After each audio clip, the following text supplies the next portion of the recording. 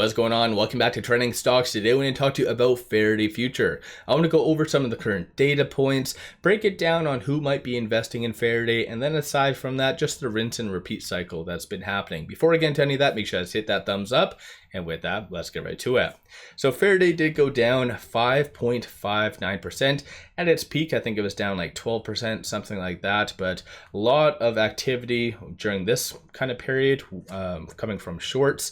Looking at volume, 82.1 million shares being traded, 208.1 is the average.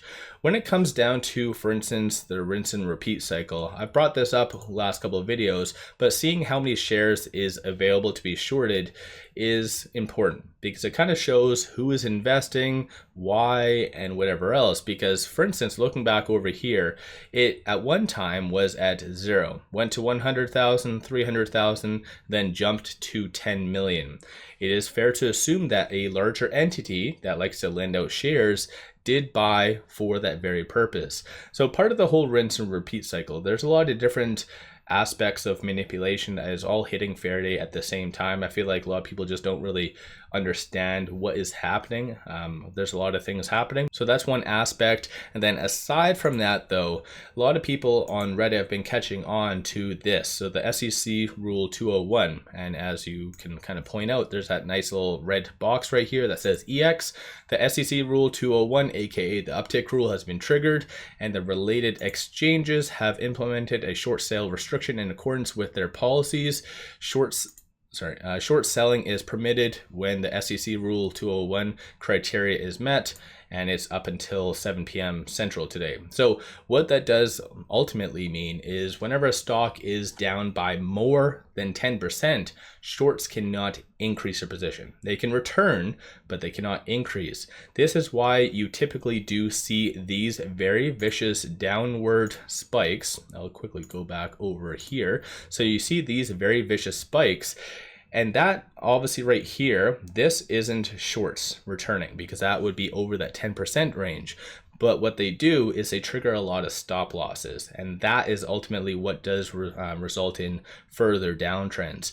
This right here is all shorts, just kind of trading back and forth, keeping it around that 10% range. A lot of manipulation, like I said, and in my opinion, yeah, I think that will continue to happen up until there is some fundamental news that is coming out. So we'll just have to wait and see. As of right now, no official news from Faraday on any of its platforms. So LinkedIn, Twitter, X, any place. And so far, I haven't seen any updates when Omar is going to be doing that interview. I feel like that would be a very big catalyst, like I said. But with the shareholder meeting right around the corner, and in my opinion, like I've said, I think this is the week that they're going to announce the date of their shareholder meeting, which will probably be roughly 7 days out. I think that's the minimum date or threshold that they have to do. But yeah, it's kind of a very, very narrow window. So if they can actually do an interview, clarify what they intend on doing, who they might be partnering with. Like I said, a lot of people send me a lot of due diligence, and one of which, who primarily kind of covers Lucid for the most part, did send me this.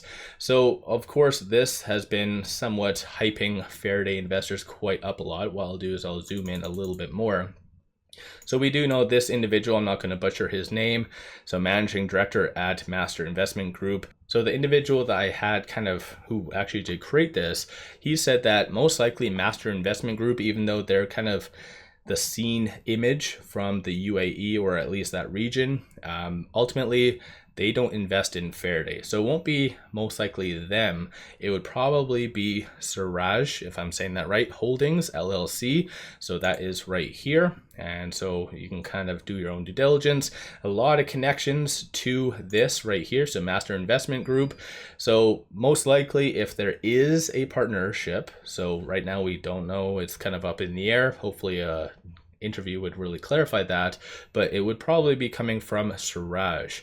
And one thing as well, the individual that was doing some due diligence, I can do a full dedicated video all about this and what he was saying, but the only thing that he did really bring up, news that came out right here that was posted by Faraday, which was on April 9th, 2024, it did say that Faraday Future continues progress in the Middle East market with establishment of a Middle East sales entity.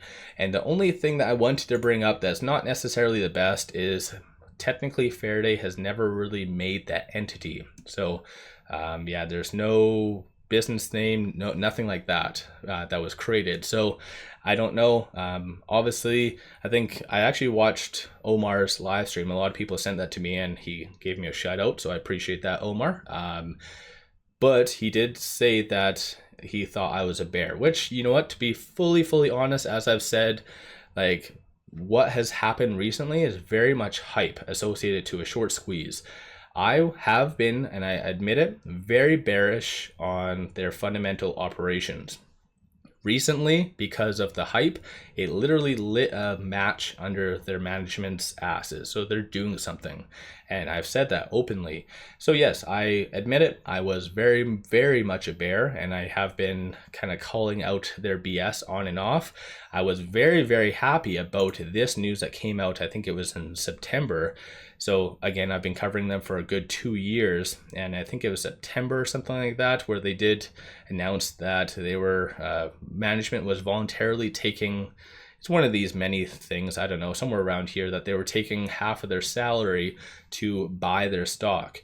Well, that never happened. I remember that's one thing that really pissed me off about this company, but I think I'm kind of going off topic. My apologies about that. But I like to give you the good, the bad, and the ugly, everything. So this individual who did create this does the same. So this technically has not been done. So this would be something that, in my opinion, needs to be asked of whoever is going to be doing the interview with Omar, whether it be YT or whoever else.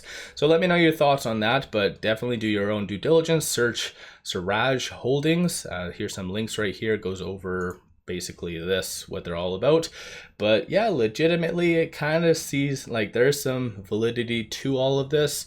We just need Faraday to mutter all of this in writing, and then yeah, hopefully Faraday can go up from here, because shorts have been really, like I said, just manipulating Faraday from many different levels. Even today though, they did a lot first thing. Quickly go back over here. So they were increasing just shy of around 12.6 million shares right out the gate. So in case you do not know, by increasing, that technically causes downward pressure, and thus that's what caused this to trigger a lot of stop losses. They did recover right here, but by the end of the day, net, they only did increase 127.55 thousand shares. 6.83% of the free floats being shorted works out to be 29.87 million shares overall are being shorted. Utilization 88.22%, and then cost to borrow average is 11.72%. And I feel like whatever entity is really messing with Faraday behind the scenes, one thing that could really mess with shorts is a very high cost to borrow. And essentially, you can always see cost to borrow as supply and demand.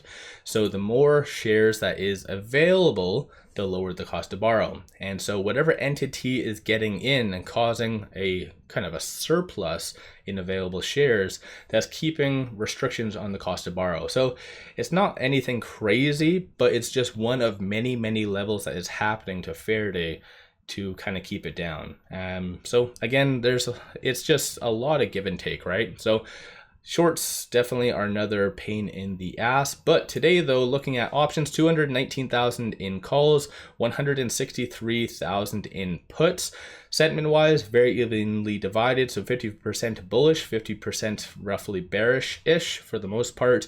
And just to give you a quick overview, this is the current open interest for the calls. So you do see for this upcoming Friday, 33,000 at that 50-cent strike price, and then 22,000 at that one. So hopefully Faraday is able to kind of muster some strength, push above that 50 cents once again, because similar to what we had on Monday, it did have a very nice spike up. But if you piggyback that with some kick-ass news, this is where you go very high. So enough of me ranting. I appreciate all of you guys watching. Don't forget to hit that thumbs up and subscribe. I always greatly appreciate that.